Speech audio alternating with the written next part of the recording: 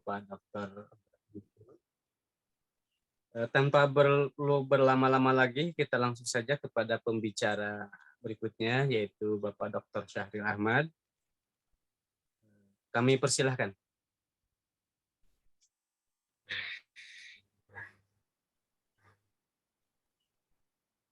Masih mute, Pak Dokter? Udah Pak Zazat, maaf barusan menutup ini dulu untuk ya, silakan Pak Dokter. Silakan Pak. Oke, baik. Bismillahirrahmanirrahim. Assalamualaikum warahmatullahi wabarakatuh. Langsung saja karena tadi sudah dibuka oleh Pak Wisnu. Dan hampir sebagai berapa persen sudah dijelaskan sebenarnya dari Pak Wisnu tadi. Oke, baik Bapak dan Ibu sekalian. Saya mau memaparkan sedikit tentang metodologi penelitian kuantitatif, lebih kepada konsep, ya. Karena saya sudah buatkan ininya. Sesi terakhir nanti, di sesi terakhir kita lebih kepada teknis ya, yang sifatnya teknis. Bagaimana bagaimana sebuah penelitian kuantitatif mulai dari judul, ya. Mulai dari judul sampai dengan kesimpulan yang akan kita buat baik di tingkat level S1 maupun di tingkat level tesis ya atau disertasi. Oke, baik Bapak dan Ibu sekalian, saya masuk ke tentu kawan-kawan sekalian sudah membaca sedikit ya tentang metode kuantitatif ini, sebagaimana sudah di-share tadi oleh Pak Sesep di grup kita. Oke, topik pembahasan yang pertama untuk pembahasan malam ini ya, pengertian metode penelitian kuantitatif tadi sudah sedikit banyak dibahas oleh Pak Misno. Yang kedua, filosofi penelitian kuantitatif juga demikian, karakteristik penelitian kuantitatif, jenis metode penelitian kuantitatif. Yang kelima, penerapan penelitian kuantitatif. Keenam, mungkin tidak terlalu saya bahas nanti tentang perbandingan penelitian kuantitatif dan kualitatif karena memang sudah bisa dibandingkan, yang satu induktif, yang satu deduktif ya. Oke, kerangka penelitian kuantitatif dan 8 contoh penelitian kuantitatif itu akan kita fokuskan pada saat sesi terakhir nantinya ya. Sesi terakhir nantinya mohon kiranya Bapak dan Ibu yang berkenan hadir semua pada saat sesi terakhir nanti, karena di situ kan kelihatan ya bagaimana sebenarnya keunikan dari penelitian kuantitatif kalau sudah masuk ke aplikasi lapangan. Oke. Baik, pengertian metode penelitian kuantitatif. Metode penelitian kuantitatif yang berlandaskan pada filsafat positivisme ini sama persis yang sudah dijelaskan oleh Pak Misto tadi dari awal ya. Pengumpulan data menggunakan instrumen penelitian, analisis yang bersifat kuantitatif atau statistik dengan tujuan untuk menguji hipotesis yang telah ditetapkan. Cuma penekanannya di sini adalah bagaimana sebuah hipotesis yang akan kita uji. Ya, intinya sebenarnya seperti itu, sama seperti yang saya sampaikan di awal pertemuan kita, bahwa tujuan dari penelitian kuantitatif sebenarnya itu adalah ingin menguji hipotesis yang telah ditetapkan. Jadi dia tidak kemana-mana, ya, dia tidak akan kemana-mana, tidak seperti penelitian kualitatif, ya, yang lebih kepada sifatnya mereduksi ya. Kalau kalau kuantitatif itu jelas tujuannya ya. Makanya sering saya sampaikan kepada mahasiswa S1 maupun S2, kenapa Anda hanya terfokus kepada kualitatif? Ya, apa karena penelitian kuantitatif itu selalu berpikir bahwa di situ ada statistik, di situ ada kesulitan? Sebenarnya tidak ada kesulitan ya. Bapak dan Ibu sekalian, statistiknya pun itu statistik dasar. Ya, saya ingin sampaikan bahwa statistik yang digunakan di dalam penelitian kuantitatif itu adalah statistik dasar, bukan belum masuk ke statistik menengah. Ya, apalagi statistik lanjut, belum. Itu masih sangat dasar sekali. Dan itu pun Bapak dan Ibu sekalian yang selama ini berkecimpung di dalam penelitian kualitatif, kalau kuantitatif, Bapak dan Ibu sekali lagi tidak perlu menghitung sebenarnya, ya, tidak perlu menghitung misalkan bahwa standar deviasi, validitas dan reliabilitasnya seperti apa, itu langsung ya, langsung bisa dimasukkan ke program yang sudah ada ya. Sekarang sudah ada SPSS yang bisa dipakai untuk mengolah data kuantitatif tersebut. Jadi sifatnya di sini menguji hipotesis yang sudah kita tentukan sejak awal. Jadi itulah kelebihan dari kuantitatif, kita hanya menguji hipotesis. Nah, tentu dalam pembuatan hipotesis ini pun tidak serta-merta kita buat saja ya. Ya, jadi ada aturan-aturan mainnya. Oke, filosofi penelitian kuantitatif sudah sedikit banyak tadi dijelaskan oleh Pak Mister, makanya saya mungkin lebih bagus di ini ya, dilompatin saja ya, karena tadi sudah sangat jelas dijelaskan oleh Pak Misnonya. Positivis juga seperti apa, ini sama ya, secara ontologis, epistemologi, dan aksiologi jelas.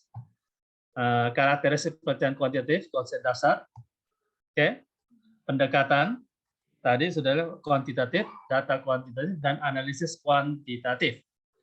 Pendekatan approach dimaksud suatu strategi memecahkan permasalahan yang melibatkan berbagai komponen yang rumit. Ya, rumit disederhanakan ya. Ya, disederhanakan.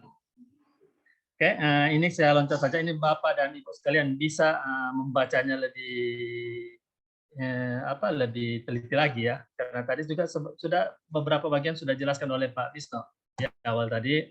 Asumsi penelitiannya juga sudah ya, asumsi ontologis, epistemologi, aksiologi, asumsi hakikat manusia. Kenapa perlu dipahami hal seperti ini? Agar nantinya Bapak dan Ibu sekalian menguasai konsep kuantitatif itu seperti apa. Ya, kadang terjadi di lapangan.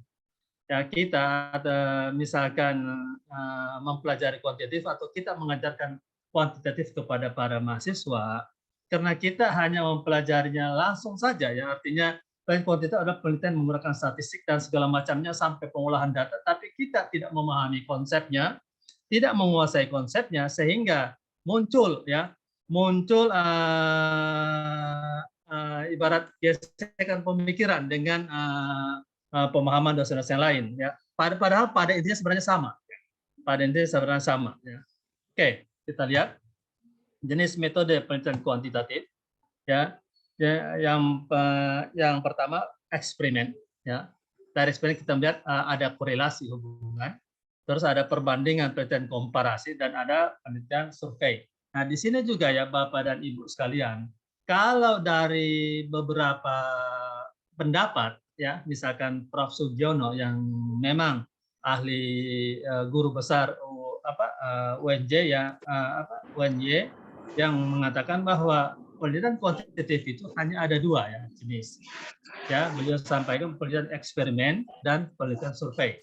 Nah, disitulah kita melihat bahwa dua guru besar ya, beberapa guru besar memang berbeda pendapat, tapi pada saat pelaksanaannya, pada saat case-case di lapangan ternyata sama saja ya, ternyata sama ya, walaupun ada misalkan Prof. Sugiono mengatakan jenis metode kuantitatif itu ada dua ya, beliau menyampaikan yang pertama survei, yang kedua eksperimen ya, tapi saya lebih condong kepada yang empat ini ya, penelitian eksperimen.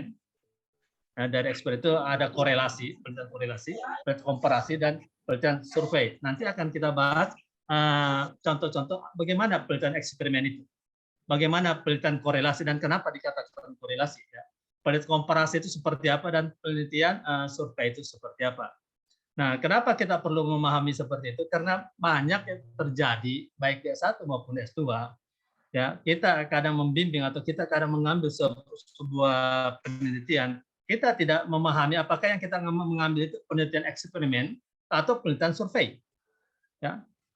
Ya, kadang penelitian eksperimen, tapi di dalamnya ada unsur korelasi yang kita hitung ya, bagaimana korelasi antar setiap variabel, seberapa besar korelasinya. Oke, jadi makanya di sini betul-betul kita harus pahami konsep dari metode penelitian kuantitatif itu sendiri. Oke, nah di sini penelitian eksperimen adalah penelitian merupakan penelitian berusaha untuk mengetahui pengaruh variabel. Nah kemarin Pak Maki kan sempat bertanya Pak Maki ya, karena sempat debat. Ya, terus terang Pak Maki, saya juga sering debat ya. Apakah pengaruh itu ya hanya kepada penelitian kuantitatif saja, atau bisa juga penelitian kualitatif?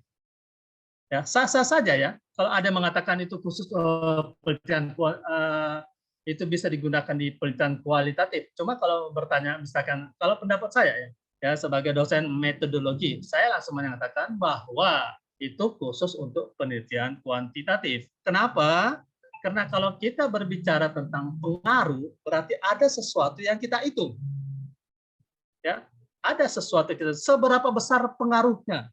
Ya, seberapa besar pengaruhnya. Kalau bicara tentang pengaruh variabel X terhadap Y, atau pengaruh variabel X1 dan X2 terhadap Y, bagaimana dia bisa meningkatkan Y atau menurunkan nilai Y, itu kan ada angka yang harus kita lihat. Berapa persentasenya. Makanya disitulah yang saya mengambil kesimpulan bahwa pengaruh itu memang dikhususkan untuk penelitian kuantitatif. Sah-sah saja ya, Pak Maki ya, sah-sah saja ya kalau misalkan ada yang berbeda pendapat di situ ya, tergantung argumen yang mereka berikan kepada kita, karena memang di dunia akademisi ya pada saat kita berbeda pendapat ya mengenai sesuatu ya silakan tapi argumennya jelas ya, argumen yang mendasari perbedaan pendapat itu harus kita kemukakan. Sama seperti beberapa guru besar mengatakan terjadi dikotomi antara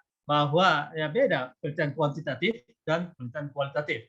Ya, begitu ditanyakan kepada saya katakan tidak ada dikotomi ya. Sekuantitatifnya sebuah penelitian, dia ada juga penelitian kualitatifnya. Begitupun penelitian kualitatif, sekualitatifnya sebuah penelitian pasti ada kuantitatifnya.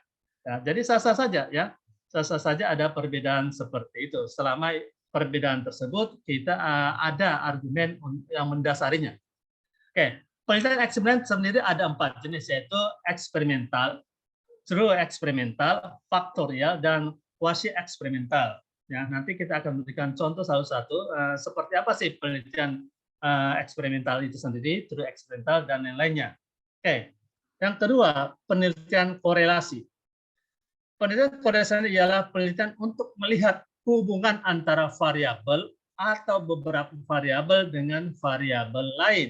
Penelitian ini menggunakan variabel bebas untuk memprediksi variabel terikat. Ya, untuk memprediksi variabel terikat untuk variabel yang diprediksi. Oke. Penelitian komparasi. Jenis penelitian komparasi merupakan jenis penelitian untuk mencari jawaban secara mendasar tentang sebab akibat dengan cara menganalisis faktor-faktor penyebab terjadinya atau munculnya sebuah fenomena tertentu. Dan yang terakhir, ya ini yang saya sampaikan tadi, bahwa kayak Profesor Sugiono, beliau mengatakan bahwa karakteristik jenis penelitian kuantitatif itu hanya ada 2. Yang beliau sampaikan, yang pertama survei, yang kedua eksperimen. Cuma di sini kita di sesi ini kita mengatakan bahwa bukan 2 ya, ada 4 ya. Yang terakhir itu survei. Penelitian survei ini merupakan penelitian yang mengambil ya, yang mengambil sampel dari sebuah populasi dan menggunakan kuesioner sebagai alat pengumpul data. Jadi yang menjadi alat untuk menggali data bisa dilakukan melalui wawancara, observasi, data, dokumen, atau melalui kuesioner. Ya, Bapak dan Ibu sekalian, sebenarnya kalau ingin jujur, kalau lebih ingin mendalami seperti ini, banyak sebenarnya di digital, jejak digital para guru besar yang memaparkan tentang penelitian kuantitatif. Ya, mungkin yang membedakan nanti pada saat kita menghadapi sebuah riset ya, sebuah riset bagaimana membuat sebuah penelitian kuantitatif itu ya. Ya, kalau di dalamnya itu hampir semua sama ya, apapun penjelasan tentang eksperimen hampir sama, korelasi juga seperti itu, komparasi juga seperti itu, dan survei juga seperti itu. Ya. Oke, lanjut. Penerapan penelitian kuantitatif. Kapan metode kuantitatif digunakan? Kompetensi penelitian kuantitatif yang kedua. Oke. Kalau berbicara tentang kapan ya sebuah penelitian itu digunakan, nah di sini metode kuantitatif yang dimaksud dalam makal ini adalah metode survei dan eksperimen. Ya, mungkin inilah dasar kenapa Profesor Sugiono mengkategorikan jenis kuantitatif itu hanya ada 2. ya, metode survei dan eksperimen. Oke, metode kuantitatif digunakan apabila masalah yang merupakan titik tolak penelitian sudah jelas. Ya, masalah adalah merupakan penyimpangan antara seharusnya dengan yang terjadi, antara aturan dengan pelaksanaan, antara teori dengan praktek, antara rencana dengan pelaksanaan. Oke, nanti akan kita bahas ya, kenapa dikatakan seperti itu. Bila peneliti ingin mendapat informasi yang luas dari suatu populasi, bila ingin diketahui pengaruh perlakuan treatment tertentu terhadap orang lain, bila peneliti bermaksud menguji hipotesis penelitiannya, itu otomatis ya bahwa kalau ingin menguji itu pasti kuantitatif. Tidak ada sesuatu apapun kalau menguji itu diarahkan ke kualitatif. Pasti kuantitatif. Jadi jelas sekali di sini penekanannya. Bila peneliti ingin mendapatkan data yang akurat berdasarkan fenomena yang empiris dan dapat diukur. Selalu ada kata-kata empiris dalam kuantitatif, karena di dalam kaidah ilmiah, Bapak dan Ibu sekalian, dalam penyusunan skripsi, tesis maupun disertasi itu menggunakan kaidah ilmiah. Kaidah ilmiah itu ada 3 penekanannya. Penekanan pertama kepada objektivitasnya, yang kedua empiris, dan yang ketiga itu sistematis. Ya, makanya ada bab per bab dan segala macamnya.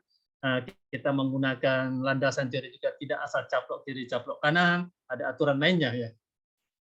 Bila ingin menguji terhadap adanya keraguan antara validitas pengetahuan teori dan praktek. Oke. Nah, Bapak dan Ibu sekalian, di sini yang pertama itu bila masalah yang merupakan titik tolak penelitian sudah jelas ya.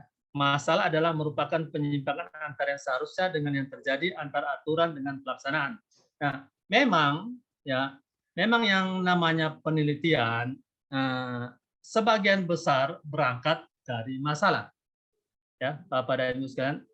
Sekali lagi, makanya dikatakan kadang langsung dikatakan kerangka masalah karena kita selalu meneliti ya, bukan selalu, artinya sebagian besar di penelitian kita itu berangkat dari masalah. Ya, makanya pada umumnya kita katakan itu kerangka masalah. Tapi sebenarnya ya kalau di dunia luar itu mereka sudah melakukan penelitian bukan lagi berangkat dari masalah. Ya. Misalkan ya saya ingin menguji sesuatu, itu bukan berangkat dari masalah. Saya ingin menemukan sesuatu, bukan juga berangkat dari masalah. Ya, makanya sekarang saya melihat itu kawan-kawan yang membuat buku-buku metodologi penelitian, dia tidak memunculkan di situ misalkan di bab 1 latar belakang masalah. Ya, sudah membuat latar belakang penelitian. Bukan lagi kerangka masalah, dia sudah membuat kerangka penelitian. Bukan lagi tujuan masalah, ya. Dia sudah membuat tujuan penelitian. Kenapa? Karena sudah disadari bahwa penelitian itu bukan hanya berangkat dari masalah. Ya, walaupun pada umumnya di kita khusus untuk kuantitatif ini kita selalu berangkat dari masalah. Makanya muncul kerangka masalah. Ya, oke. Nanti akan kita lihat ya, Bapak dan Ibu sekalian. Oke. Kompetensi penelitian kuantitatif ya, memiliki wawasan yang luas dan mendalam tentang bidang pendidikan yang akan diteliti. Otomatis, kenapa? Karena hipotesis itu kita buat berdasarkan landasan teori yang kita gunakan. Jadi tidak bisa kita membuat hipotesis kalau wawasan tentang teori-teori tentang yang akan kita teliti itu kita tidak kuasai. Ya. Oke, mampu melakukan analisis masalah secara akurat sehingga dapat ditemukan masalah penelitian pendidikan yang betul-betul masalah ya. Mampu menggunakan teori ya, pendidikan yang tepat sehingga dapat digunakan untuk memperjelas masalah yang diteliti dan merumuskan hipotesis penelitian. Di sini selalu ada kata-kata yang jelas ya, pasti ya, karena di sini berupa angka ya. Sudah pasti misalkan seberapa besar pengaruhnya, kalau pengaruhnya pasti ditekankan sangat besar kalau itu penelitian kualitatif. Tapi di penelitian kuantitatif, kalau dikatakan seberapa besar pengaruhnya, itu dalam bentuk angka. Jadi disitulah kelihatan sangat jelas masalah atau sangat jelas apa yang kita teliti. Oke. Memahami berbagai jenis metode penelitian kuantitatif seperti metode survei, eksperimen, action research, expert factor, evaluasi, dan research and development. Oke. Memahami teknik-teknik sampling seperti probability sampling, non probability sampling dan mampu menghitung dan memilih jumlah sampel yang representatif dengan sampling error tertentu. Oke. Sebentar Bapak dan Ibu sekalian, kayaknya ada masalah di internet saya ini. Oke, siap. Lanjut, Bu Dokter. Lancar, insyaallah. Memang kalau pemaparan offline ya Pak Misto, pasti ada kendalanya itu di jaringan ya, selalu di Ya, jaringan. betul. Nanti kita buat offline, insyaallah. Ya kalau offline mungkin kita akan lebih bebas berekspresi, bebas komunikasinya lebih lepas gitu ya. Betul, betul. Oke. Siap. Ini kalau saya geser handphonenya entah kenapa dia ini juga ya sinyalnya. Oke. Oke, ini Bapak kapan kita menggunakan metode kuantitatif? Ini Bapak dan Ibu silakan dibaca karena memang nanti dari dasar inilah nanti kita akan melihat aplikasinya di penelitian. Ya. Oke, kompetensi penelitian kuantitatif juga begitu. Yang antara itu mampu membuat abstraksi hasil penelitian, membuat artikel dan dimuat dalam jurnal ilmiah, mampu mengkomunikasikan hasil penelitian kepada masyarakat luas. Itu otomatis ya. Otomatis kita sebagai akademisi kita harus bisa menghasilkan sesuatu yang bisa bermanfaat bagi orang banyak. Ya. Kalau hanya untuk bermanfaat bagi kita sendiri itu bukan akademisi namanya. Betul ya Pak Misna ya seperti itu ya. Ya, jadi kita harus bisa ya, manfaat. Betul, Ya. betul. Ya, harus ada manfaat. Oke, proses penelitian kuantitatif. Ini sama seperti Pak Misna tanyakan pertemuan pertama, bagaimana ya proses penelitian kuantitatif itu ya. Pertama sumber masalah, baik itu dari empiris yang kelihatan maupun dari teoritis. Ya biasanya kalau dari teoritis itu penyimpangan antara teori dengan praktek yang di lapangan. Oke, di situ baru muncul rumusan masalah.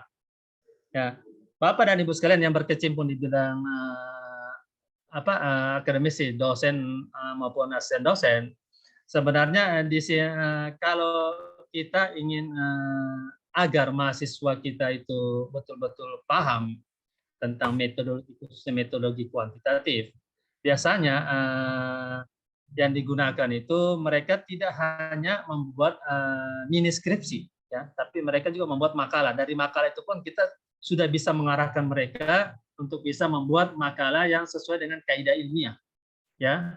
Apalagi kalau makalah-makalah yang sifatnya kuantitatif. Di sini kita bisa jelaskan bahwa bagaimana pembuatan rumusan masalah. Rumusan masalah itu mulai dari konsep dan teori yang relevan, ya, penemuan yang relevan, karena harus ada ya, baru muncullah hipotesis, ya. Dari hipotesis ini praduga terhadap hubungan antar variabel. Ya, inilah yang kita akan buktikan dalam hitungan-hitungan statistiknya, ya, melalui penyusunan instrumen penelitian, metode apa yang kita gunakan nantinya, yang muncul kepada kesimpulan ya dari hasil rumusan masalah. Nah, jadi bab per bab di dalam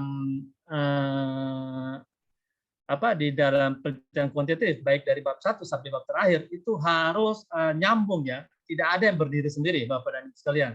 Saya sering menjumpai di perpus beberapa kampus, karena kalau saya ke perpus itu saya langsung melihat ke hasil karya mahasiswanya, ya banyak mulai dari landasan teori sampai yang kesimpulan itu tidak nyambung dengan rumusan masalah yang ada, ya. Saya tidak tahu bagaimana ya, karena memang pada saat juga kita sidang mahasiswa itu kadang-kala yang menyidang itu tidak fokus kepada kesimpulan, hanya fokus kepada bab 1 dan bab 3-nya saja, bagaimana metodologinya, bagaimana analisis dari kerangka masalahnya, tapi tidak melihat bagaimana kesimpulan yang dibuat. Ya, padahal kesimpulan itu harus menjawab rumusan masalah yang sudah ditetapkan sejak awal. Oke, perbandingan kuantitatif dan kualitatif ini saya tidak bahas. Silakan Bapak dan Ibu sekalian membacanya. Karena di buku pun seperti ini, ya.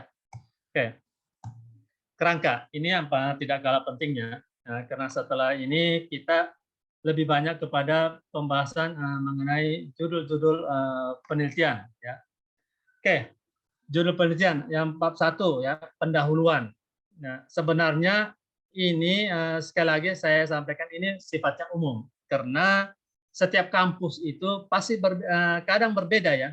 Bab 1-nya itu menyangkut apa semua, bab 2 menyangkut apa, bab 3 menyangkut apa ya. Tapi intinya pada dasarnya sama ya. Walaupun penyusunannya berbeda ya. Kayak misalkan beberapa kampus itu tidak melihat tidak menekankan manfaat penelitian ya. Dia cuma kepengen di situ ada penelitian yang relevan dimaksud di bab 1, di bab 2 itu manfaat penelitian itu digeser-geser begitu saja ya. Tergantung sekali lagi tergantung aturan dari kampus masing-masing. Tapi intinya ya di dalam bab 1 pendahuluan ada latar belakang. Nah, dalam membuat latar belakang tidak juga asal membuat ya Bapak dan Ibu sekalian ya. Ya, tidak asal membuat. Di sini harusnya latar belakang itu dibuat berdasarkan apa yang mendasari sehingga penelitian itu kita lakukan. Nah, ya, latar belakang. Oke. Dari latar belakang ada identifikasi masalah, ya tentu ya muncul identifikasi masalah. Dari identifikasi masalah agar permasalahan tersebut tidak meluas, makanya diadakanlah pembatasan masalah. Ya. Oke. Dari pembatasan masalah ada rumusan masalah. Rumusan masalah ini sekali lagi ini dalam kalimat tanya ya Bapak dan Ibu sekalian. Nah, di sini juga sering terjadi ya perumusan masalahnya. Ada 4, misalkan tujuan umum penelitiannya itu ada 5 atau ada 3. Ya, di sini nggak nyambung. Ini sering kita jumpai di dalam penyusunan skripsi maupun tesis. Ya, karena sering terjadi di sini ya. Rumusan masalah jumlahnya berbeda dengan tujuan. Padahal tujuan itu menjawab rumusan masalah. Jadi kalau rumusan masalahnya ada 3, ya maka tujuannya juga itu harus ada 3. Karena menjawab rumusan masalah yang dimunculkan. Oke, manfaat penelitian ya tergantung nanti dari kampusnya apakah dia buat manfaat penelitian untuk dunia akademisi, praktek maupun diri sendiri ya. Kebanyakan kan mengambil 3 faktor itu untuk manfaat penelitiannya. Oke, bab 2 landasan teori, kerangka berpikir dan pengujian hipotesis. Nah, disinilah mungkin sebelum membuat kerangka berpikir hipotesis ini teori-teori itu betul-betul kita harus kuasai ya. Makanya kepada mahasiswa kadang-kadang saya sampaikan baik S1 maupun S2, kalau Anda ingin membuat sebuah kerangka berpikir untuk menemukan sebuah hipotesis penelitian, kuasai dulu teorinya ya. Kuasai dulu teorinya, baca sebanyak mungkin tentang variabel-variabel dari judul penelitian yang Anda teliti. Kenapa variabel-variabelnya? Karena variabel-variabel tersebutlah yang akan kita teliti. Ya, kita hanya ingin meneliti bagaimana keterkaitan antar variabel tersebut. Ya, sekali lagi kita ingin meneliti seberapa besar keterkaitan antar variabel tersebut. Terserah itu, apakah itu eksperimen, survei, korelasi maupun perbandingan. Oke, deskripsi teori. Ya, landasan teori, deskripsi teori sekali lagi Bapak dan Ibu sekalian, memang di beberapa buku tidak ditekankan bagaimana pembuatan dalam deskripsi teori. Seperti yang saya sampaikan di awal pada saat sesi pertama kita, harusnya di dalam deskripsi teori itu kita itu membuat 3 kategori di dalamnya tanpa kita sebutkan ya, tapi di dalamnya harus mencakup 3 kategori. Yang pertama itu general theory, yang kedua itu middle theory, dan yang ketiga itu applicative theory. Itu harus ada di dalam deskripsi teori kita. Ya, karena sekali lagi kalau kita ingin jujur ya Bapak dan Ibu sekalian, coba kita buka kembali skripsi maupun tesis di kampus masing-masing. Ya, sebagian besar pada saat deskripsi teori itu hanya mencaplok teori kiri kanan. Ya, hanya mencaplok teori kiri kanan. Misalkan ada yang membahas tentang bagaimana implementasi akad mudharabah dalam produk pembiayaan di perbankan syariah. Ya, tidak ada general teori tentang perbankan syariah. Dia langsung masuk kepada akad mudharabah. Ya, bukan salah ya, tapi itu namanya landasan teorinya tidak sistematis penyusunannya. Harusnya kalau judulnya seperti itu, general teorinya berbicara tentang perbankan syariah secara umum. Ya, middle teorinya berbicara tentang akad-akad yang ada di dalam perbankan syariah.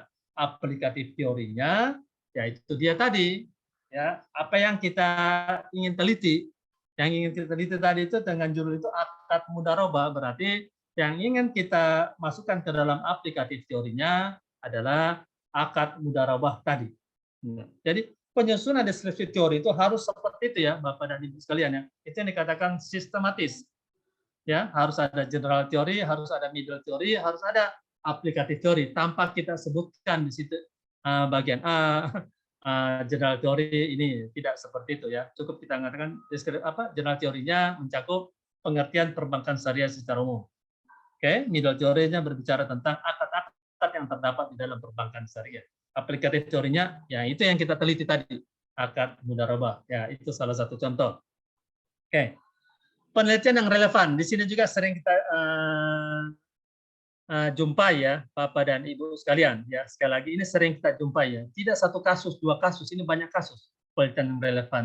Kita meminta kepada mahasiswa kita ya, agar menentukan agar memasukkan penelitian yang relevan. Tapi pada saat menganalisis itu tidak ada perbandingan bagaimana hasil analisis kita dengan penelitian yang relevan. Ya, harusnya ada ya, harusnya ada. Ya, tidak mungkin kita memasukkan penelitian relevan kalau tidak ada gunanya. Gunanya di situ kita ingin bandingkan hasil penelitian kita dengan penelitian yang sama ya, yang sudah dilakukan sebelumnya. Apakah sama? Ya, di mana letak kesamaannya? Apakah berbeda, di mana letak perbedaannya? Atau malah bertentangan? Ya, salah satu dari ketiga faktor tersebut pasti akan muncul di situ ya, terhadap penelitian yang relevan. Oke, kerangka berpikir. Ya, di sini muncul kerangka berpikir. Nah, biasanya sering kita jumpai ada beberapa mahasiswa bertanya, Pak, bagaimana kerangka berpikir dengan rumusan masalah? Ya, sering terjadi miss di situ. Ya, kerangka berpikir bagaimana sebuah model kita buat, ya sehingga dari model tersebut kita bisa melihat alur, ya alur dari sebuah variabel, ya dependen terhadap variabel variabel independen terhadap variabel dependen, atau variabel yang mempengaruhi terhadap variabel yang dipengaruhi. Bagaimana hubungannya? Bagaimana alur pemikirannya? Ya, karena itu sangat penting di dalam melihat seberapa besar pengaruhnya. Apalagi kalau nanti kawan-kawan membuat dalam bentuk tesis maupun disertasi. Ya, alur itu perlu ya, apalagi nanti kalau sudah membuat ada istilahnya variabel intervening atau variabel moderating. Ya, variabel yang muncul di tengah-tengah antara variabel independen dan variabel dependen. Dia ada di tengah. Ya, ada yang berpengaruh, ada yang hanya memperkuat. Ya, itulah variabel intervening dan variabel moderating. Akan kita bahas juga nantinya ya, kawan-kawan sekalian. Karena saya lebih karena melihat peserta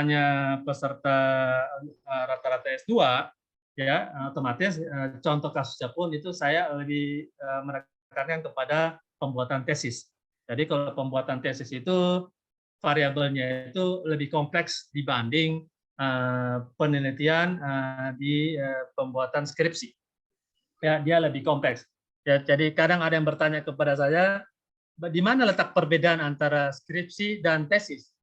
Saya bilang pada dasarnya hampir sama ya, hampir sama. Cuman ya di penelitian tesis itu sendiri itu ya pada umumnya lebih kompleks ya, lebih kompleks yang kita teliti ya. Kalau misalkan di skripsi kita ingin membahas bagaimana pengaruh brand image dan kualitas layanan terhadap loyalitas nasabah, itu untuk skripsi. Dan kalau tesis kita kembangkan lagi bagaimana pengaruh brand image dan kualitas layanan terhadap kualitas nasabah melalui kepuasan nasabah. Ya, jadi dia ada variabel intervening atau variabel moderating yang memperkuat atau malah dia tidak malah dia memperlemah ya variabel dependennya tadi, variabel yang dipengaruhi. Nah, di situ ya kawan-kawan sekalian. Tapi walaupun demikian masih banyak kita jumpai di tidak mencantumkan variabel intervening, tidak mencantumkan variabel moderating. Hanya jumlah variabelnya yang diperbanyak. Apakah salah? Itu tidak. Ya, karena memang tidak ada aturan yang mengatakan pembuatan skripsi harus seperti ini, pembuatan tesis harus seperti ini. Ya. Tapi minimal ya kajiannya lebih mendalam kalau dalam bentuk tesis. Variabelnya lebih banyak, sub variabelnya apalagi. Oke. Itu di kerangka berpikir ya. Jadi model yang kita buat bagaimana pengaruh variabel satu terhadap pengaruh variabel lain. Oke. Dari kerangka berpikir itu kita munculkan hipotesis penelitian ya. Karena kalau kerangka berpikirnya salah, maka hipotesis penelitiannya yakinlah bahwa hipotesisnya juga pasti salah. Ya, makanya alur dalam kerangka berpikir itu betul-betul harus benar. Misalkan ya pengaruh variabel X terhadap Y itu kerangka berpikir. Ya, nah di situ sudah dibuat bagan dan segala macamnya. Makanya hipotesisnya berbunyi terdapat pengaruh X terhadap Y. Atau hipotesis yang menolaknya tidak terdapat pengaruh variabel X terhadap Y. Jadi sekali lagi, kalau kerangka berpikirnya keliru, maka hipotesis penelitian itu pasti juga keliru nantinya di situ. Oke. Baik. Itu untuk bab 2 ya. Memang penekanan di sini bab 2. Penekanan bab di sini bab 2 dan untuk bab 3 sendiri tujuan khusus penelitian ya. Waktu dan tempat penelitian, variabel penelitian, metode penelitian, teknik pengambilan sampel, teknik pengumpulan data, dan teknik pengolahan data. Ini saya sudah siapkan ya, Bapak dan Ibu sekalian, untuk pertemuan kita nantinya di pertemuan terakhir, karena di pertemuan terakhir saya khusus membahas tentang judul, tentang topik-topik sebuah penelitian, plus dengan pengolahan datanya mulai dari bab 1, bab 2, bab 3, bab 4 sampai dengan bab 5 ya, tentu dengan case-case yang berbeda ya, sehingga dari situ kita bisa melihat oh ternyata kalau kenapa Pak Sari itu mengatakan pengaruh itu lebih condong kepada sifatnya kuantitatif, itu ada argumennya di situ ya. Bagaimana sebuah hubungan antar variabel ya, di situ juga ada argumennya. Oke, itu sampai bab 3.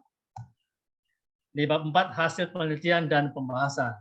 Oke, deskripsi data hasil penelitian, pengujian persyaratan pengolahan data, pengujian hipotesis, interpretasi, dan pembahasan. Itu kerangka penelitian kuantitatif. Nah, kesimpulan, implikasi, dan saran. Biasanya di kesimpulan itu, implikasi itu kita tidak masukkan. Ya, banyak saya lihat itu di perpustakaan, kesimpulan itu di bab 5 itu hanya kesimpulan dan saran. Ya, implikasinya jarang sekali saya jumpai dimasukkan implikasinya. Cuma secara umum bahwa di bab 5 itu ada kesimpulan, implikasi, dan saran. Oke. Oke, gitu ya Bapak dan Ibu sekalian. Misalkan salah satu contoh judul penelitian menggambarkan interaksi antar dua variabel atau lebih, ya, baik membedakan pengaruh atau menghubungkan keterkaitan, ya.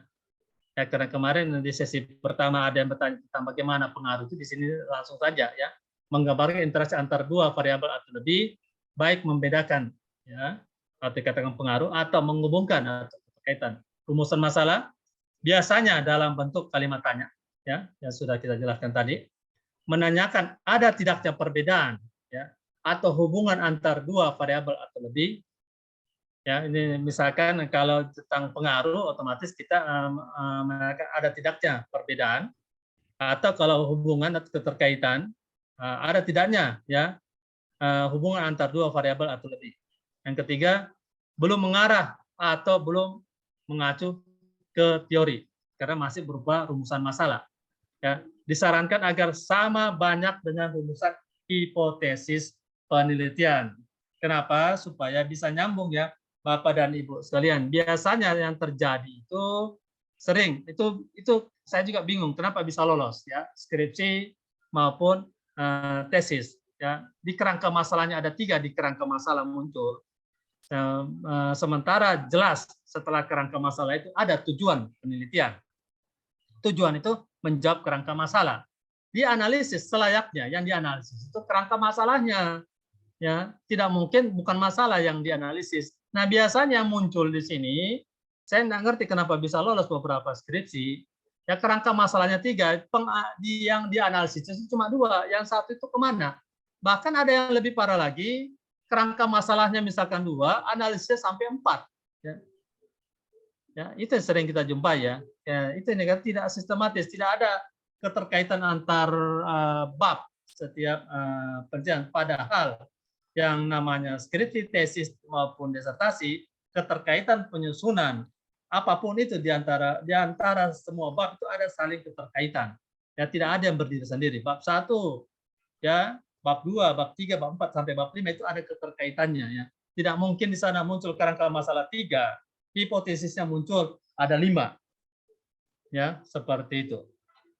Oke.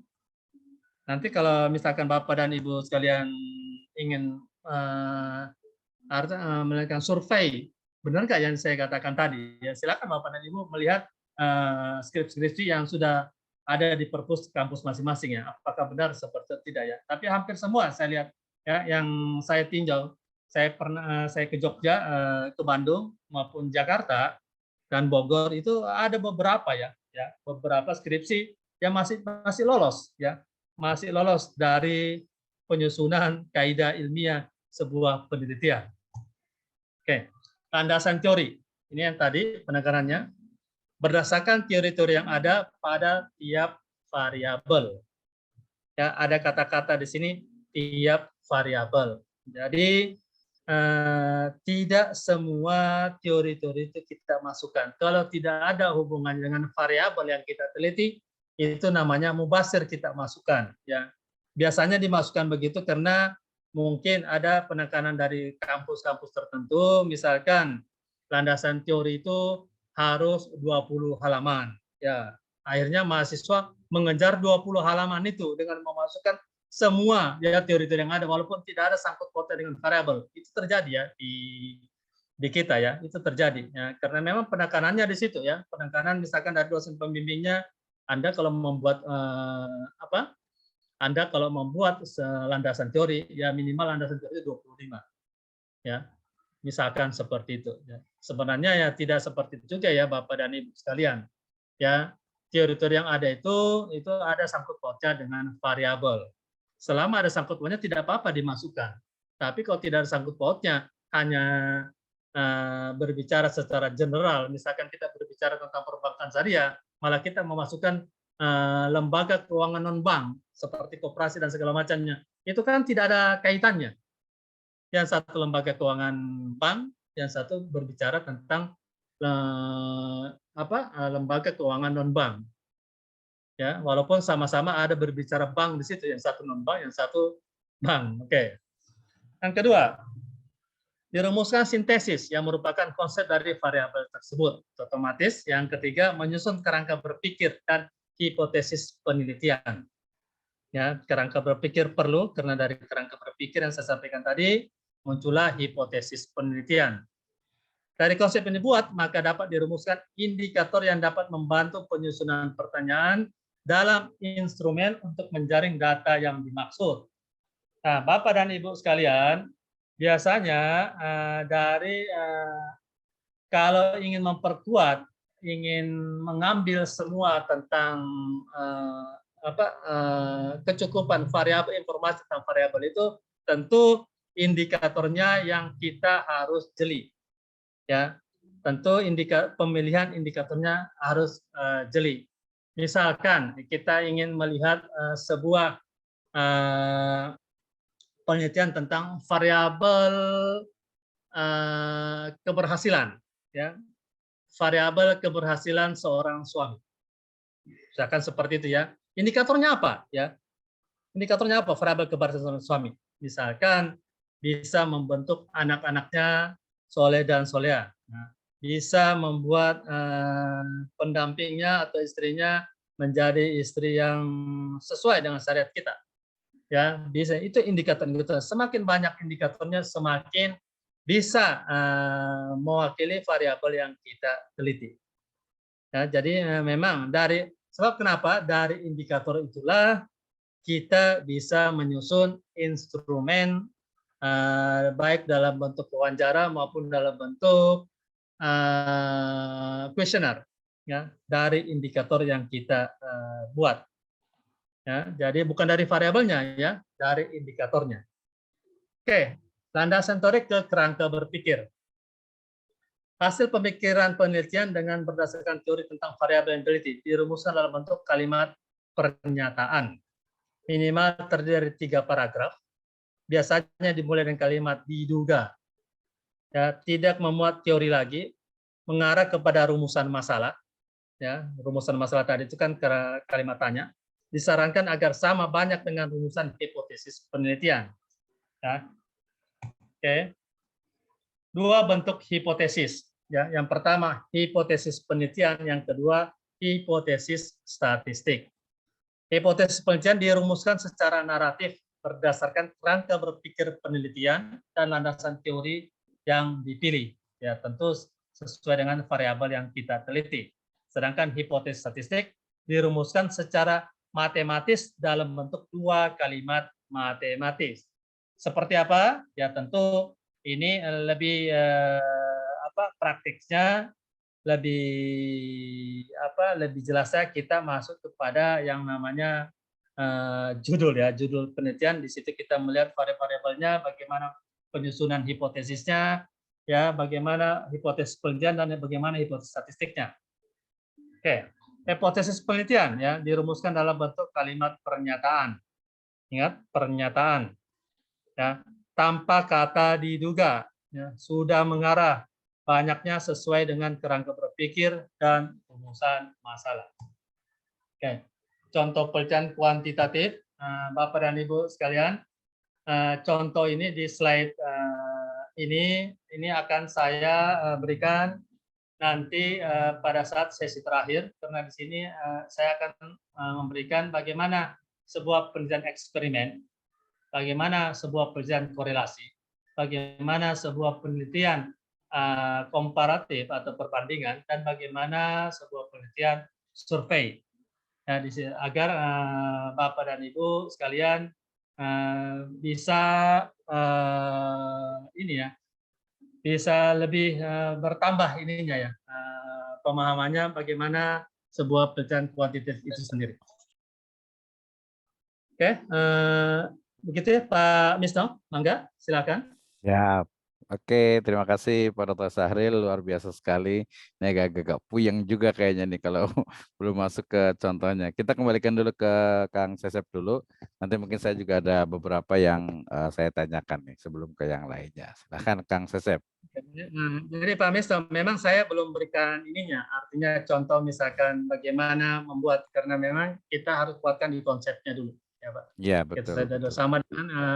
Sama dengan kalau dalam akuntansi. Di dalam akuntansi itu kalau kita hanya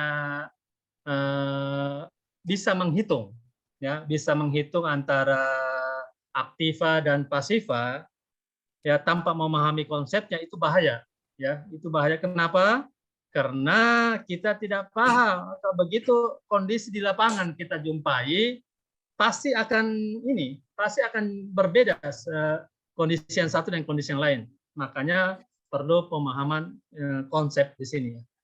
Ya, karena nanti di lapangan itu pasti bermacam-macam yang kita, apalagi banyak terjadi antara gap antara teori dan praktek. Ya, kita sering terjadi gap antara teori dan praktek, sehingga kadang si peneliti bingung, benar nggak sih Pak seperti ini? Ya, karena ada mahasiswa saya Pak Misto, ya, kadang terjadi misalkan, Pak, hasil penelitian saya mengatakan bahwa ini tidak ada pengaruhnya. Saya katakan, mantap, lanjutkan. Ya, kenapa harus dilanjutkan? Itu hasil penelitian Anda, ya kan? Hasil penelitian Anda mengatakan bahwa ternyata penjualan sebuah produk tidak dipengaruhi lagi oleh bagaimana marketingnya, ya, tidak dipengaruhi bagaimana kualitasnya, ya, tidak dipengaruhi lagi bagaimana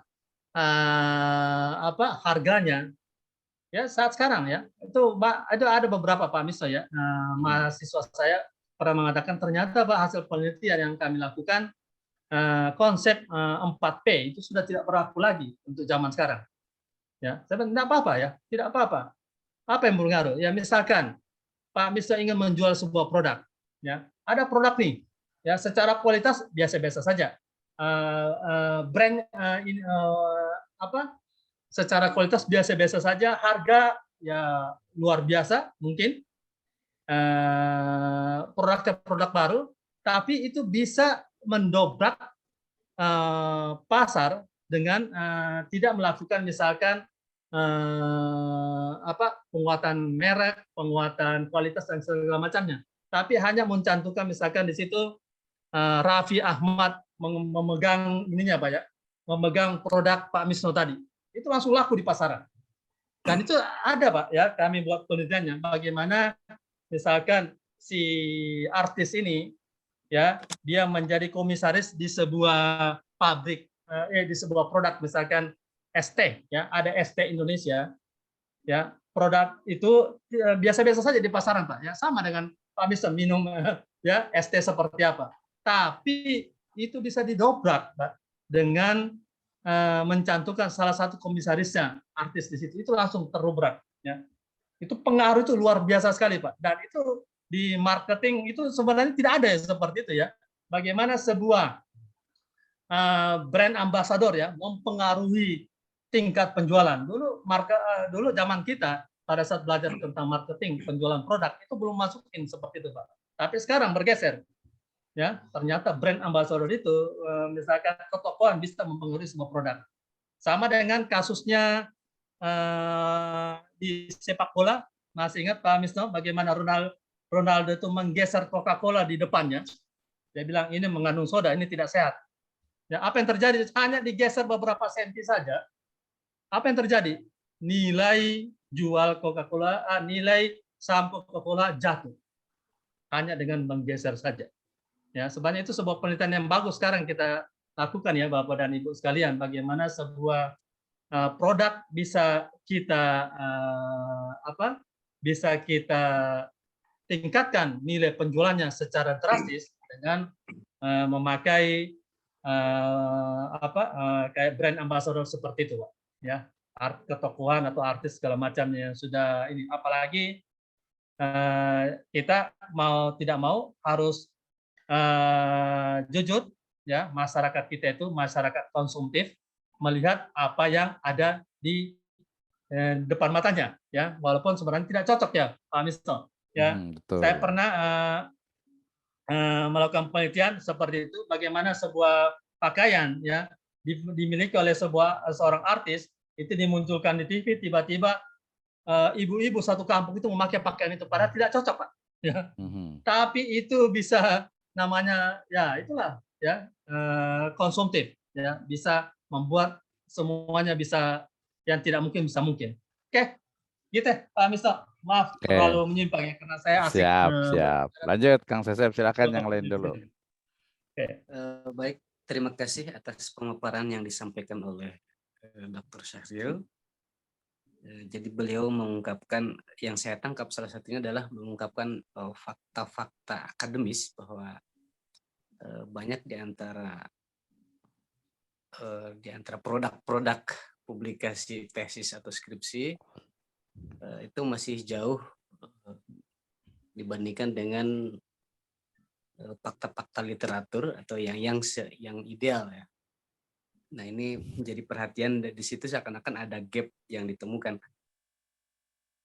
Nah, untuk itulah kenapa kita di sini berkumpul untuk belajar bersama tentang penelitian kuantitatif.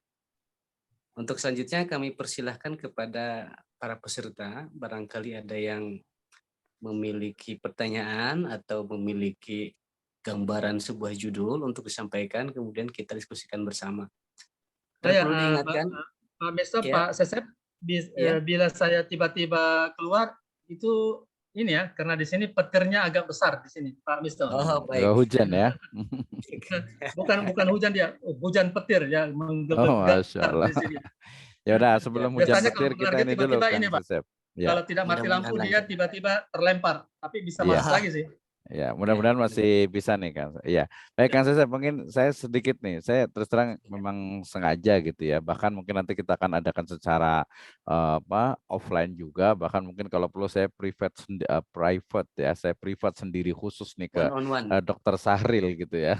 Karena dulu juga sempat nyari-nyari orang belum ketemu-ketemu. Alhamdulillah ketemu Dokter Sahril. Oke, ada satu pertanyaan dulu nih untuk pemantik Pak Dokter Sahril nih terkait dengan variabel ya, variabel. Jadi sebenarnya apa sih syarat sebuah variabel gitu? Karena misalnya ada salah satu mahasiswa itu membuat penelitian tentang awalnya itu adalah tentang pengaruh dari pengupahan, kemudian budaya kerja, kemudian satu lagi yaitu lingkungan ya terhadap kinerja ya terhadap kinerja dari guru atau karyawan di sebuah sekolah gitu ya. Nah, kemudian saya waktu itu agak sedikit lupa apakah memang istilahnya itu variabel apa sih sebenarnya syarat untuk suatu ya apa ya semacam bagaimana sih sesuatu itu elemen ya kita sebut itu sebagai apa bisa digunakan dalam variabel di kuantitatif.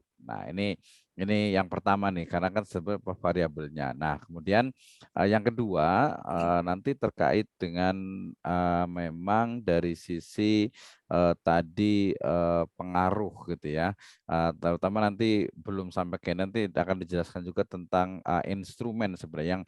Yang saya masih belum paham pertama tadi dari sisi apa syarat bagi sebuah variabel itu yang pertama gitu. Yang kedua adalah untuk variabel atau instrumen di kuesioner itu seperti apa sebenarnya yang baik. Ya, dua itu dulu nanti baru yang lainnya. Silahkan Pak Dokter.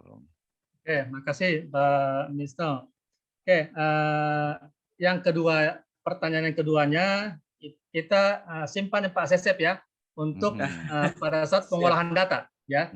Karena di pengolahan data itu baru kita bicara tentang instrumennya Pak Misto ya. Karena sulit untuk dideskripsikan ya. Kalau Pak Misto itu mendeskripsi segala macam itu memang ahlinya. Kalau saya itu orangnya orang praktek di sini Pak Misto ya. Saya lebih suka angka-angka, statistik dan segala macamnya ya. Jadi itu nanti pada saat ini Pak, bagaimana sebuah instrumen yang baik dan tepat kita gunakan itu lebih bagus kepada contoh kasus ya Pak. Contoh kasus yang akan kita paparkan di pertemuan sesi terakhir. Tapi saya lebih membahas kepada yang namanya tadi variabel. Bagaimana sih kriteria variabel yang bisa kita teliti itu? Ya, otomatis saya katakan yang bisa diukur ya Pak. Ya, betul. Yang bisa kita ukur. Apa yang bisa kita ukur? Nah, ada satu hal yang saya ingin sampaikan di sini, karena ini terjadi di pasca ya, baik S2 maupun S3. Ini terjadi di pasca. Sekali lagi ini terjadi di pasca, dan itu banyak kesalahan berjamaah ya, Pak Misto ya. Setelah kita bongkar, baik dari ada beberapa di Ciputat, di Bandung, saya akan penelitian juga di Jogja, itu terjadi Pak. Ya. Misalkan ya, karena menyangkut variabel ya, bagaimana kriteria sebuah variabel? Ya, misalkan seperti ini. Pengaruh zakat dalam pementasan kemiskinan. Gimana Pak Miso? Menurut Pak Miso, pengaruh zakat dalam pementasan kemiskinan. Iya, kalau menurut saya zakat itu karena kemarin ingat dari perkataan Dr. Sahril, variabel itu harus fluktuatif, harus dia dinamis. Ya zakat itu dia nggak dinamis gitu. Betul atau Ya, tidak? betul. Oh ya, saya sempat ngomong ya. Ya, Iya. kenapa kita munculkan ini? Karena banyak ini Pak ya, di tingkat doktoral pun itu muncul, itu keluar itu ya. Itu bisa sidang promosi ya. Ya, bisa sidang promosi.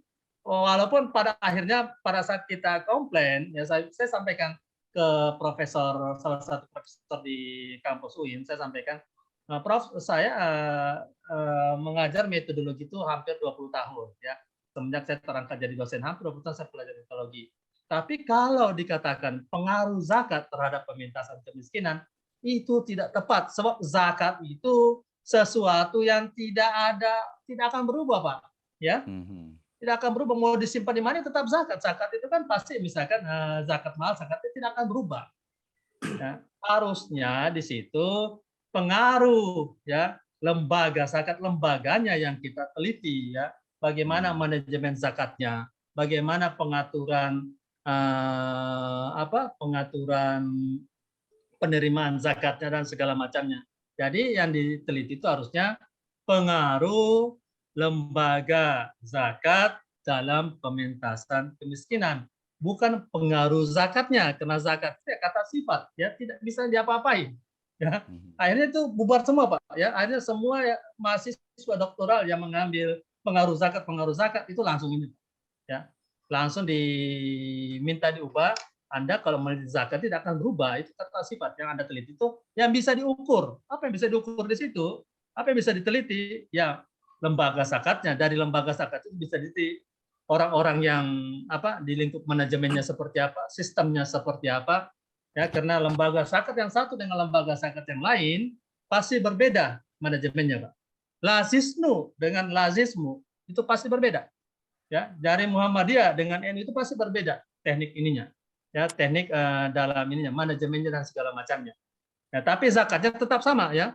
Zakatnya tetap sama. Mau disimpan di INAIS bisa, di UI bisa ya, sama zakatnya. Tapi yang berbeda itu bagaimana pengelolaan di INAIS, bagaimana pengelolaannya di di UI. Itu yang berbeda, Pak. Jadi seperti yang ini kemarin kita sempat gembor-gemborkan itu karena banyak yang lolos, akhirnya kita katakan itu judulnya salah, ya, bukan keliru, itu salah, ya, karena zakat itu kata sifat, ya, mau ditutup bagaimanapun ya tetap saja seperti itu, ya, sama dengan meja di depan saya ini disimpan dimanapun itu bukan variabel itu, ya, karena mejanya tetap ya disimpan di jalan, ya, tetap saja meja ini, ya, itu bukan variabel, ya.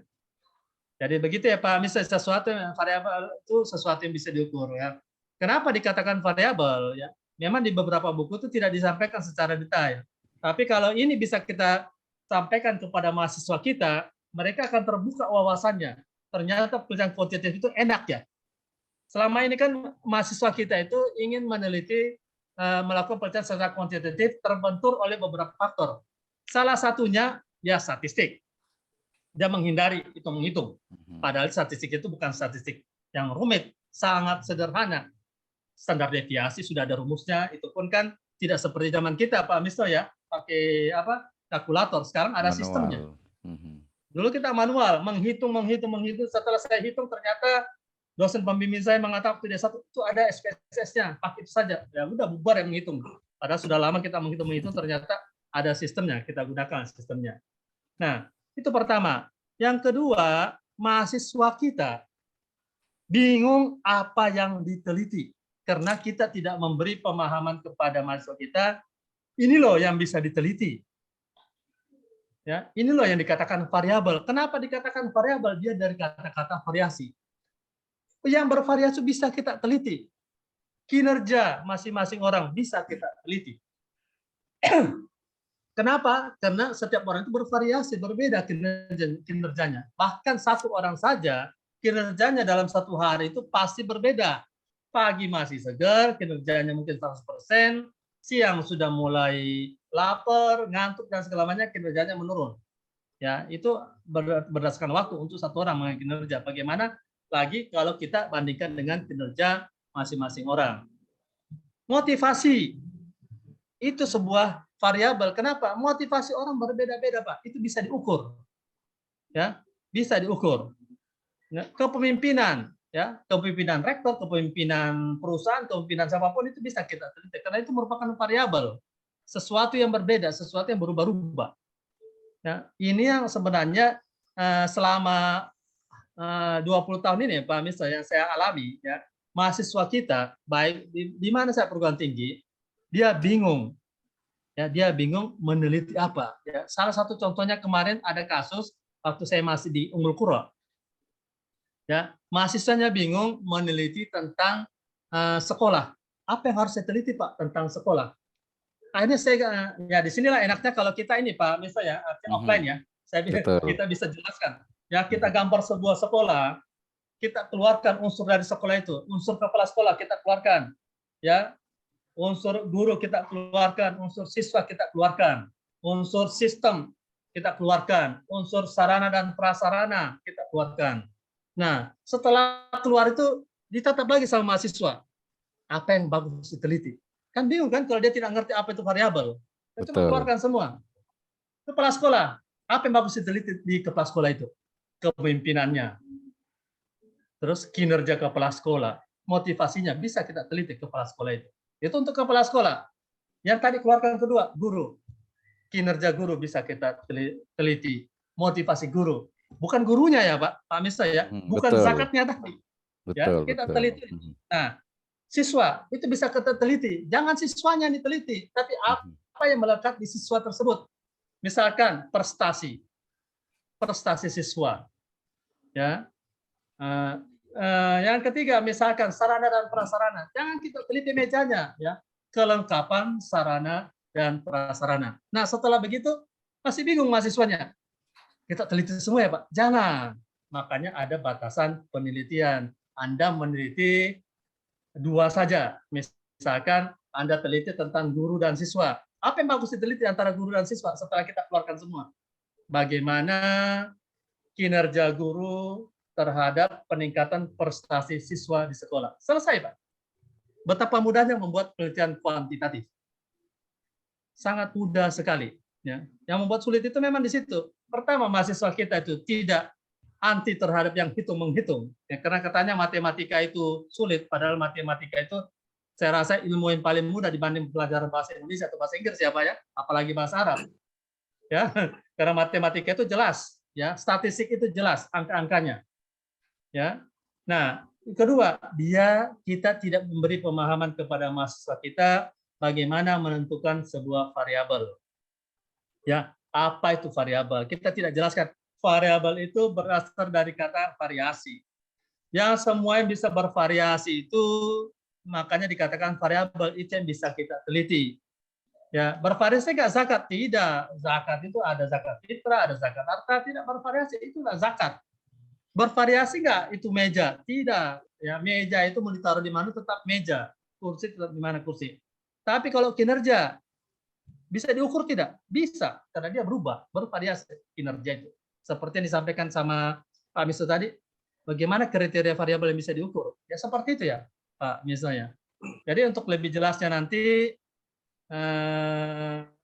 memang pada saat sesi terakhir, saya suka memberikan di sesi terakhir ya Pak Misra ya, supaya siap. di situ ya kita sudah menyiapkan semuanya. Ini endingnya sebenarnya ya.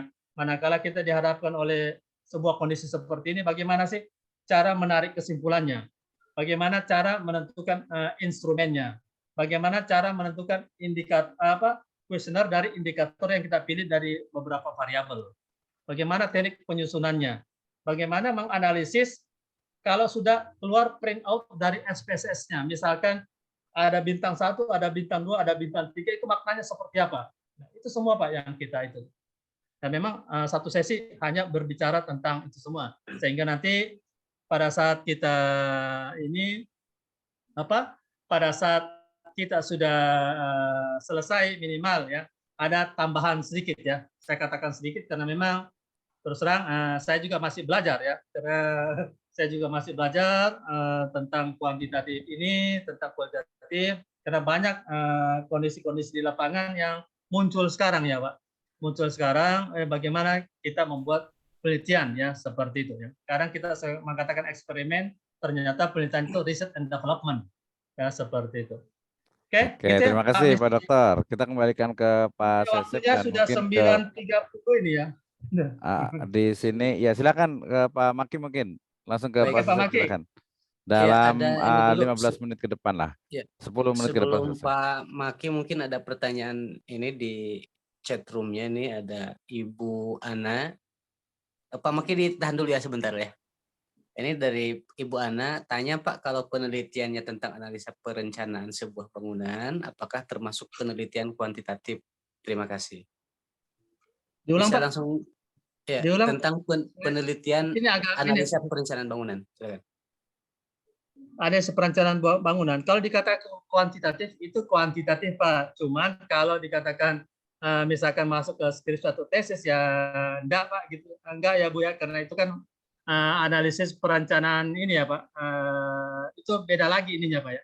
Bukan ke kalau kuantitatif pasti karena memang di situ kan kita berbenturan dengan angka-angka di situ ya. Nanti ada lagi Pak ya. Jadi sebenarnya di dalam penelitian itu ada selain penelitian kuantitatif dan kualitatif, ada penelitian kebijakan, ada penelitian proyek, ada research and development, itu sekitar hampir 7 ya Pak Misno ya, sekitar hampir 7 jenis penelitiannya. Ya, itu sesinya beda lagi tuh Bu. Ini. Maaf agak dikerasin ya Pak Sesep ya, di sini hujannya sangat-sangat deras. Ya. Ibu anak, oh gitu. Jadi kesimpulannya bahwa penelitian analisa perencanaan bangunan itu sudah pasti kuantitatif karena berhubungan dengan angka-angka. Nah, Cuma itu ya. dia beda ini lagi Pak, bukan di kuantitatif secara metodologi di sini ya, dia ada ini lagi. Ya nanti Beda. ada apa penelitian proyek, ada penelitian kebijakan, itu beda lagi ya Pak. Ya. Iya, itu mungkin lebih ke teknik sipil ya. Betul. Iya, untuk pertanyaan berikutnya mungkin langsung ke Bapak Langsung M. ke Pak Ismail Maki. aja, silakan. Iya, silakan Pak Ismail. Nanti baru Pak Ahmad. Terima kasih atas waktunya. Pertama singkat saja, saya kemarin meminta 16 indikator yang dari Pak Syahril tentang indikator ciri-ciri penelitian kuantitatif. Mohon nanti di Ada Pak, itu ada sudah itu ya. Minta tidak ada. Minta di share di WA nanti Pak biar ya, di kita grup bisa aja belajar. Ya, di grup aja di share ya. Grup ya. Oke. Yang kedua, saya menarik tadi Bapak mengatakan sudah melakukan penelitian tesis disertasi di perguruan tinggi. Kalau misalnya itu ada di publikasi, kalau bisa minta linknya Pak biar kita pelajari lebih lanjut penelitian yang Bapak lakukan. Yang ketiga, sangat menarik bahwasanya temuan penelitian Bapak ada kesalahan dari aspek judul pada level disertasi. Ini kan temuan yang sangat menarik. Berarti memang problem ini bukan pada level 1 S2, bahkan level guru besar pun masih ada problem terhadap penelitian kuantitatif. Dan subjek penelitian Bapak tadi, kalau tidak salah, di UIN, di mana deh, sekitar itulah. Ya, karena sama-sama UIN, jadi akses. Ya, jadi itu dan itu kalau konteksnya permasalahan dalam fikih kan permasalahan usul mendasar itu Pak, bukan furu'iyah, ya kan? Betul. Problem mendasar. Dan itu kalau kita satu UIN itu bermasalah, mungkin di banyak tempat juga 11-12 itu sebuah permasalahan. Ya. Nah, itu akan menarik kalau kemudian ini diskusi sebuah penelitian untuk meningkatkan, kalau ini sebuah masalah, ini untuk meningkatkan kualitas bersama. Betul. Jadi harapan saya penelitian Bapak itu misalnya ada linknya, saya ingin pelajari, karena kebetulan saya juga mengajar di IAIN, dan saya memang mendeteksi masalah itu. Ternyata apa yang saya rasakan tuh sudah dilakukan oleh Pak Syahril. Ya Pak, bisa Pak. Makanya kita ada grupnya ya Pak Sesep ya. Jadi nanti informasi-informasi di situ ya Pak Mista ya. Grupnya jangan dibubarkan walaupun ini sesi ini ya. Betul, kita lanjut. Jadi namanya apa, kita tolabul ilmu ya seperti itu ya Pak ya. Jadi semua informasi-informasi kita bisa ini. Dan juga misalkan Pak kita di Pak Ismail saya panggil Pak Maki atau Pak Ismail nih? Pak Ismail kali ya. Dr. Muhammad Ismail. Kalau Pak Ismail teman saya banyak Pak namanya Pak Ismail, tapi kalau Pak Maki satu-satunya ini Pak Maki. Jadi saya suka ciri khasnya gitu ya. Biar khas. Oke, nanti Pak, saya ada penelitian juga yang dikeluarkan yang sudah publish dari Universitas Islam Indonesia UII, itu alhamdulillah yang apa Sinta 2 ya. Nanti di situ juga ada Pak, nanti saya berikan linknya. Ya, itu sudah keluar walaupun hampir setahun saya tunggu, ternyata alhamdulillah ya bisa lolos di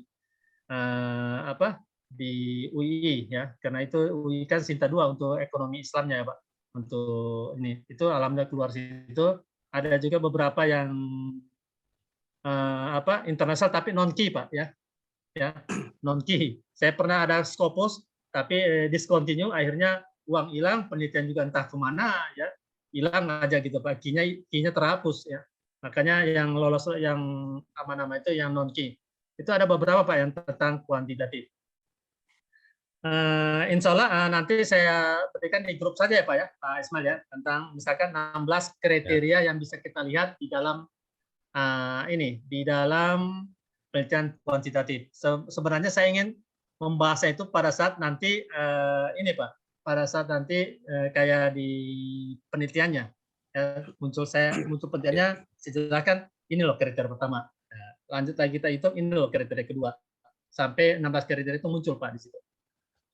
Ya, terima kasih Pak Ismail. Oh Pak Ismail di ini ya, di IAIN ya Pak? Iya. Ya, belum masuk, belum jadi UIN ya Pak? Belum. Ya, berarti harus dikuatkan ininya ya Pak, penelitiannya ya. Ya kan saya mendeteksi hal yang sama, kemudian saya ikut ini untuk mengkaji breakout, dan beberapa teman juga merasakan yang sama. Ternyata Pak Syahril sudah mendeteksi lebih awal, dan kita juga ingin memberikan penguatan tentang metode penelitian. Saya kira problem utamanya menurut saya ya, karena ini dari dulu memang kesimpulan awal dari penelitian Bapak di level dosen memang ada ada problem dari level dosen. Nah, ketika Bapak mengatakan guru besar pun ada yang nggak paham, berarti kan sudah kesimpulannya di level dosen pun ada problem kan tentang penelitian kuantitatif ini, pemahaman. Maka wajar bila konteks penelitian skripsi, tesis, disertasinya juga sampai menemukan ada masalah. Jadi kan core-nya di sana, Pak. Ya, betul, Pak. Oke, baik. Ya kan. Terus pertanyaan. Masih ada pertanyaan, Pak Maki? Ya, selanjutnya. Udah setengah 10. Ya, ini diskusi aja. Ya.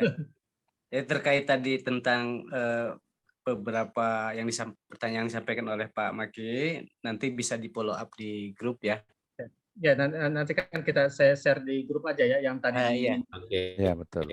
Bisa nanti kita jawab ya Pak Syahril, boleh ya? Ya. Lebih memang kita sebenarnya tujuannya di workshop seperti ini Pak, ada komunikasi lebih lanjut ya Pak ya. Saya masih bisa nanya nggak satu nih? Gimana Pak? Saya masih mau nanya bisa nggak? 5 menit, boleh mungkin kali. Kasihan Pak Syukur. Kalau misalkan tidak sempat bertanya kan ada nomornya Pak di situ ya, Pak Syukur bisa WA, capri segala macam itu. Sama seperti lain, ada beberapa yang juga telepon gitu. Oke, ya, saya tanggapi yang di chat dulu Pak.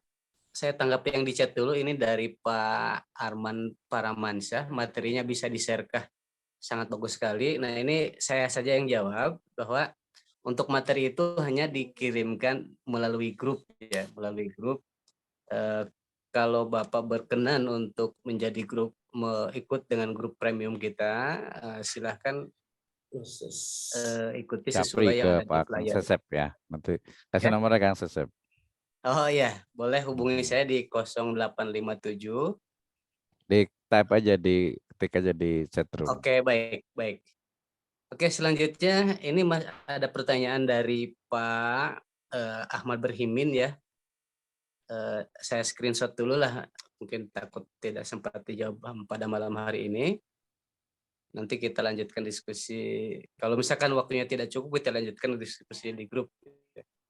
Ya, terakhir aja kali ke Pak Syukur kali ya. Ke Pak Syukur, saya kasih waktu terakhir ya. menit. Terima kasih. 5 menit.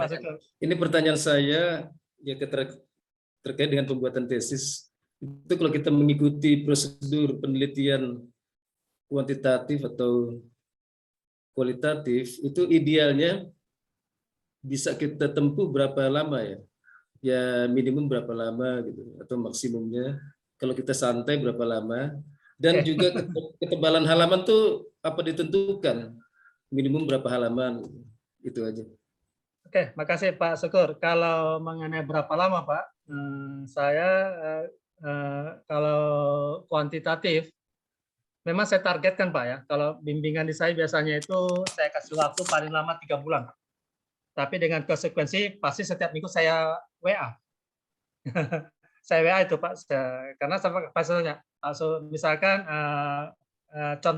misalkan ini ya Pak ya, Pak Syukur mahasiswa saya pasti saya tanya, Pak Syukur sudah sampai di mana bab satunya?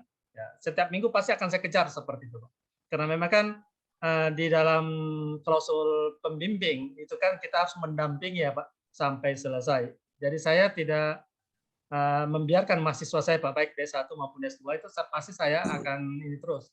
Akan saya kejar terus setiap minggu perkembangannya, sehingga begitu saya tanyakan begitu dia katakan ada masalah, saya tanyakan masalahnya di mana, ya langsung kita cari solusinya Pak. Bahkan kalau skripsi itu rata-rata saya itu saja mahasiswa saya itu yang S1 itu 2 bulan Pak, ya dengan catatan harus diketik Pak. Kalau dia cuma lihat-lihat tidak akan selesai. Ya. Ya, kalau kalau tesis kemarin itu rata-rata ya saya 3 bulan Pak, karena memang saya sampaikan ke mahasiswa begitu kalian sudah masuk semester 3, tolong sudah mikirkan judulnya. Tidak apa-apa komunikasi ke dosennya. Ya, misalkan ada dosen tentang manajemen risiko perbankan syariah, Anda ingin lebih meneliti tentang risiko perbankan di masa pandemi, terutama perbankan syariah, ya silakan silaturahmi dengan dosennya. Tanya tentang ini, referensi bukunya sambil kuliah. Karena kenapa biasanya kalau mahasiswanya itu begitu selesai kuliah, terutama yang S2 dan S3 ya Pak ya. Ya karena kalau selesai kuliah kan sudah tidak jarang ke kampus ya Pak. Ya. Semangatnya sudah beda pasti. Apalagi yang S3 itu ya, semangatnya itu udah hilang lah Pak. Tapi itu semangat akan muncul kalau lagi sama-sama semua.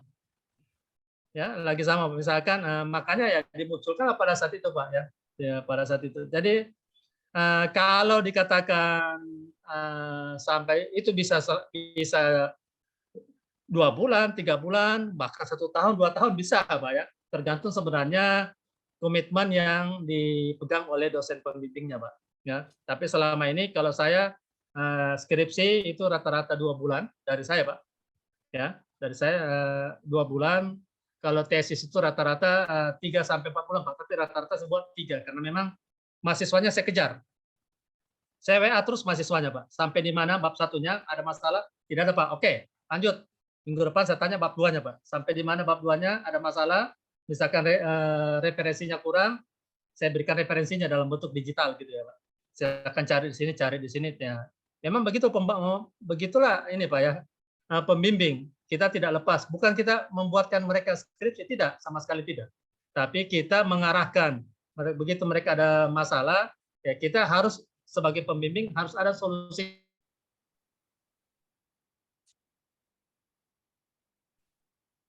Iya, oke, kayaknya terlempar tuh. Ya udah, terima kasih Kang Sesep, silakan. Ada lagi. Apa ya? Hujan di sini juga hujan nih. Ya, memang sudah diwanti-wanti. Kan sudah saya sampaikan tadi, pasti akan terlempar, tapi bisa masuk lagi, Pak. Gitu ya, Pak Syukur ya. Nah, ya, terima kasih untuk banyak, ketebalan halaman, Pak. Iya, terima kasih banyak. Ya, untuk ketebalan halaman biasanya itu kebijakan kampus ya, Pak. Kebijakan kampus. Ya, sama seperti kalau kami waktu di UIN, itu kalau S3, minimal sekali 250 halaman. Gitu ya, Pak Misno ya? Ya, betul. Maka kami mengejar 250 halaman itu, Pak. Ya. Tentu dengan ya segala macamnya di situ ya, landasan teorinya seperti apa, tapi ditekankan lagi di teorinya itu harus masuk general, middle dan aplikatif teori harus masuk semuanya ya, seperti itu yang kami kejar Pak. Jadi sebenarnya ketebalan halaman itu tergantung kampusnya ya, kampusnya memakai aturan seperti apa. Tapi yang pertanyaan pertama tadi ya itu komitmen dosen pembimbingnya Pak ya. Komitmen dosen pembimbingnya dengan catatan mahasiswanya itu harus bisa dihubungi tentunya Pak Syukur ya. Yang sampai mahasiswanya hilang juga ya, enggak bisa juga itu. Ya, karena kejadian itu kan bukan hanya di S2, di S3 pun banyak seperti itu ya. Mahasiswa sudah selesai kuliah karena tidak ketemu lagi dengan teman-temannya, ya udah lepas Pak. Tidak ada yang menyemangati, tidak ada sama-sama lagi, tidak ada kebersamaan. Jadi ya S3-nya tinggal cerita Pak. Jadi selalu kandidat terus ya. Mhm. Kandidat doktor padahal tidak ada gelar kandidat itu Pak Misto ya. Iya. Dari Biar pembicara semangat dokter gitu. kandidat. Ya tidak ada dokter kandidat itu ya. Bilang saja dokter tidak selesai atau dokter belum selesai. Tidak Iya, ada dokter oke, terima kandidat itu kasih ya. Pak Sahril, luar biasa. Baik, terima kasih. Oke. Untuk kita langsung ke sesi terakhir, yaitu kepada Udah para kali, peserta ke yang Pak Misno memiliki aja. pertanyaan. Ya, kepada para peserta yang memiliki pertanyaan bisa ditunda untuk minggu depan ya. Betul. Bisa ditunda untuk minggu depan. Kemudian untuk minggu depan itu berarti kita memasuki sesi ketiga atau sesi terakhir yang utamanya adalah praktek penelitian kuantitatif ya. Jadi dimohon kepada para peserta setidaknya mempersiapkan bakal judul ya untuk kita diskusikan, untuk disampaikan kepada Pak Dr. Sahril. Kemudian kami mengingatkan kepada para peserta semua yang belum menjadi grup yang belum masuk kepada grup premium, ini khusus untuk teman-teman yang sudah berbayar dengan beberapa fasilitas. Bagi teman-teman yang masuk grup premium mendapatkan fasilitas berupa sertifikat dengan senilai 42 jam pelajaran, kemudian juga mendapatkan rekaman acara kita dari sesi 1, 2, dan 3, kemudian juga akan mendapatkan setiap materi yang disampaikan dalam setiap kajian di sesi 1, 2, dan 3. Sebetulnya saya juga banyak pertanyaan, akan tetapi oleh karena keterbatasan waktu, dan ini sudah menunjukkan pukul 21.41, dan rencananya memang dari 21 sampai 21.30 ya. 30, betul. Oleh karena itu kita akhiri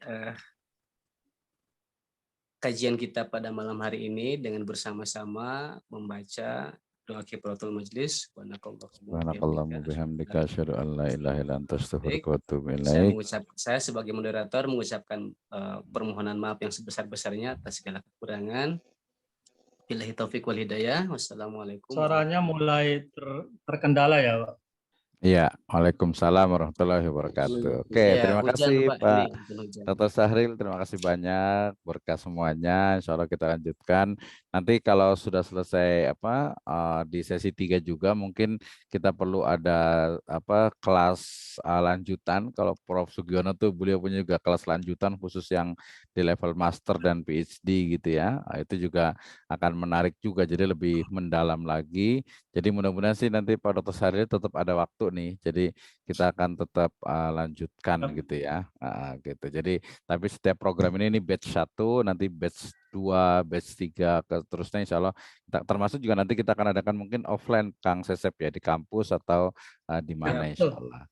Ya, baik, terima kasih untuk semuanya. Saya tutup Zoom-nya. Jazakumullah khairan. Alhamdulillahirabbil alamin. Assalamualaikum warahmatullahi wabarakatuh. Waalaikumsalam warahmatullahi wabarakatuh.